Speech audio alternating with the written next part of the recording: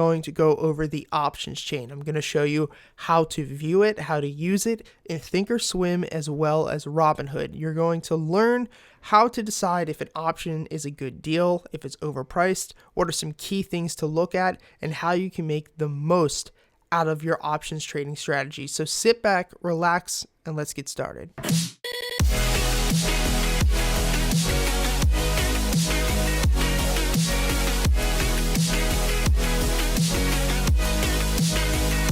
If you haven't already, hit the like button, subscribe down below. Let me know which platform you use and what is your favorite platform for trading options. Now, people who are here to learn how to trade options with Robinhood, I'm going to go over that last. I want to first show you this. Don't just click out of the video. Don't think that this is too intimidating. It's really not. Thinkorswim is one of the best platforms that there is out there, not only for options trading, but trading and charting and technical analysis all around. But I do know a lot of people like the Robinhood platform. And while this is kind of hard to look at, really all of this information correlates well over to the Robinhood platform. It just seems like it's a little easier when you're looking at this in Robinhood, but in reality, Robinhood actually kind of hides a lot of the information that you need from you on their options chain, especially mobile. And we're going to go over that. But let's go back to TOS. So if you have TOS, the way to find this is to go to trade, and you want to type in the ticker you're looking at. We're going to do Boeing. Bigger companies are really going to have more options. They're going to have better volume, and it's going to be a better way for me to kind of explain this entire situation and set up to you guys. So this is how this is going to be set up. There are different layouts you can have. You can even customize your own layouts. The big things that we are going to look for, and you can write this down, is going to be your volume and your open interest. Now, the reason that these are the most important is because without volume, you're not going to be able to really get rid of your contract if it's even up. I've had with some companies, let's look at like mRNA, where I've bought options not even understanding like what I was doing, and I bought some that had zero volume or maybe small amounts of volume, like 5. And what ends up happening is even though you're up, you can't sell. And what's the point of being profitable and you can't sell? Or you can see here, and we'll talk about it, the bid and the ask are so far apart that even if you try to sell, you're going to end up losing money. And setup is just volume and open interest. Now, let's go over all of these different sections, and I'm going to tell you what I really look for. The first one is going to be your expiration date. So for here, let's actually go back to Boeing. These options expire April 17th. Obviously, these are the 24th. These are May 1st, May 8th, and the list goes on and on. If we go over, this is going to be your volume. Now, volume is how many contracts have been bought and sold just today alone. You can see there's a ton.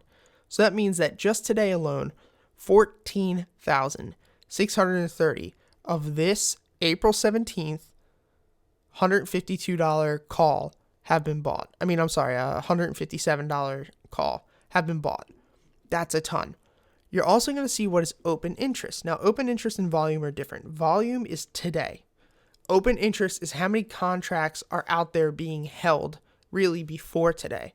So we have 14,728 that were bought and sold today, and we have 4,196 that have been being held.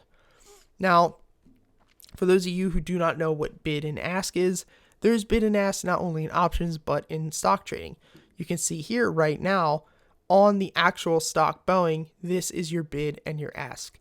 The closer that your bid and the ask are going to be, usually the more volume and the better it's going to be.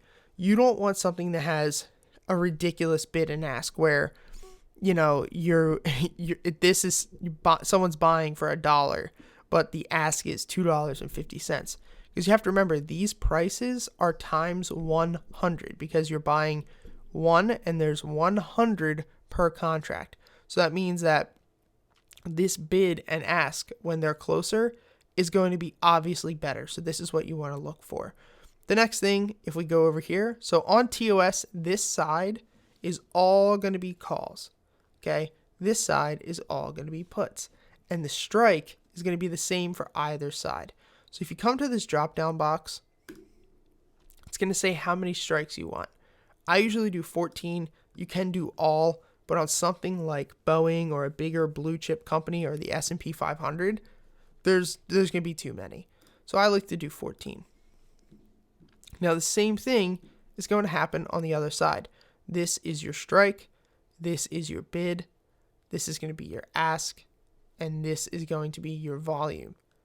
And this is going to be your open interest. So anytime, right? Let's look at Boeing on the charts right now. Okay, so the biggest thing that I can tell you guys, this is actually perfectly a symmetrical triangle. The biggest thing that I would tell you guys when you're going to be buying options is going to be not only, like I said, you want high volume, you want high open interest, but I would always recommend going 1 to 2 weeks further out in expiration time than you really need. And number one, first of all, the theta is not going to be as high, but the biggest thing is going to be that it gives you more time for error. Because if you were to buy something that expires in 7 days, right? Not only is the theta going to eat it alive, but on top of that, your room for error gets cut basically cut in half almost. You're not going to allow it to give this time to move around or potentially squeeze or ride sideways before a big push.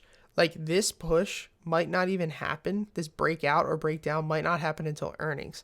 And earnings is next week. So, what if you ended up buying now with an expiration of next week or the week after, and then you don't have enough time for the move to play out? So that's my biggest thing. So always go, if we were going to trade this, I wouldn't be getting calls for the 17th. I wouldn't even be getting calls for the 24th. I would probably be getting calls on May 1st. So I'd go in here. I would look at the chain. Okay, this has good volume, pretty good open interest. The bid and the ask are a little far apart because it is further away, but this option would be good. I would be buying this if I thought that it was going to go up.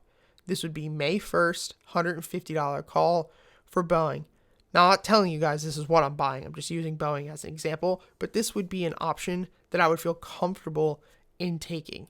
Now, anytime that I buy an option or any position in general, write this down, right? You're going to want to split your buy-ins into 3 separate positions.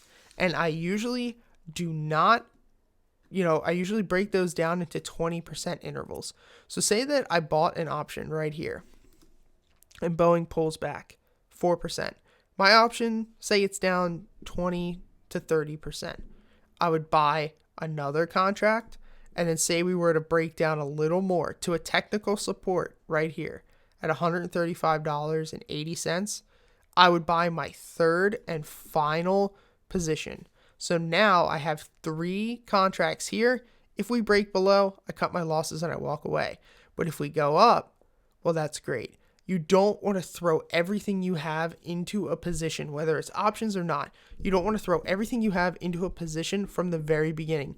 You want to split your buy-ins up usually into 3s. And there's a lot of times where you'll buy it and you're only in for a third of your position and it'll go up. And you'll sit there and be like, oh, I made $500, $800, $1,000. If I would have went in full, I would have made $3,000. Yeah, you're right. You would have made triple, but you're also not limiting your risk. And the point of trading is to limit your risk as much as you can while still making consistent profits. So now I want to go over and I want to show you the options chain on Robinhood. And it's kind of the same, but it's very, very different. So when you're up here, you never want to hit sell. We are never selling options. Most of you probably don't even have enough money to do that. And it's also very, very risky. If you think normal options are risky, this is even crazier. So do not do that. Always keep it on buy. If you want a call, obviously you're going to have call. If you want a put, you're obviously going to have your puts. Now, the reason I don't like this options chain as much is that we can't see everything at one time. These are going to be your expirations. So here's April 24th, May 1st, May 8th, May 15th. So let's say that, what was the call we were looking at? May 1st, $150 call. So let's go check that out. We would go to May 1st. We were on calls and we're looking at this $150 call. Now you would click it and this would drop down. So here's your bid, here's your ask, here's your previous close, here's your volume, which we want, and here's your open interest. Now you're also going to see your theta decay, your gamma, your delta, your vega. And I'm going to make a whole video on the Greeks because that's an entire video for itself. But the main things we're focusing here is going to be volume and open interest. This is the same one that we want. So in order to buy it, you just press the plus button, come up to continue. You're going to hit how many contracts you want, and then you're going to put your limit price in. I'm not going to buy that. Now, here's the thing. If we didn't have the TOS to show us this chain, it would take me a lot longer to find what I want, because let's say I was using the charting and I'm like, okay, I do want to go 2 weeks out. Let's look at May 1st. We're going to go to May 1st. And now what we would have to do is go through, because I don't know this is it, I'd have to go through every one, which isn't that big of a deal, and open all these boxes.